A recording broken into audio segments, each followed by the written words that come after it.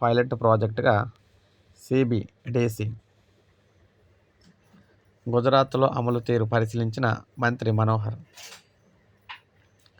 పౌర సరఫరాల సేవల్లో పారదర్శకత, జవాబుదారీతనం తీసుకువచ్చేలా గుజరాత్ రాష్ట్రంలో పైలట్ ప్రాజెక్టుగా అమలవుతోన్న సెంట్రల్ బ్యాంక్ డిజిటల్ కరెన్సీ పథకాన్ని ఏపీలోనూ కూడా ప్రయోగాత్మకంగా అమలు చేస్తామని రాష్ట్ర పౌర సరఫరాల శాఖ మంత్రి నాదెండ్ల మనోహర్ అన్నారు.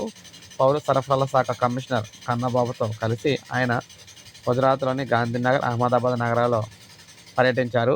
క్షేత్రస్థాయిలో పథకం అమలు తీరును పరిశీలించారు. అనంతరం గుజరాత్ రాష్ట్ర పౌర సరఫరాల శాఖ అధికారులతో సమావేశమయ్యారు. సిబిడిసి పథకంలో పౌర సరఫరాల సేవలు అందుకునే లబ్ధిదారులు తమకు ఇష్టమైన సరుకులు కొలత ప్రకారం కొనుక్కోవచ్చు. కేవలం ప్రజా పంపిణీ వ్యవస్థలో ఇచ్చిన సరుకులే కాకుండా ప్రజలకు నచ్చిన అవసరమైన సరుకులను డిజిటల్ రూపీ ద్వారా చెల్లించి తీసుకోవచ్చు. ఆంధ్రప్రదేశ్లోను విజయవాడ, విశాఖ వంటి చోట్ల ఈ పథకాన్ని ప్రయోగాత్మకంగా అమలు చేయాలని భావిస్తున్నాం అని అన్నారన్నమాట.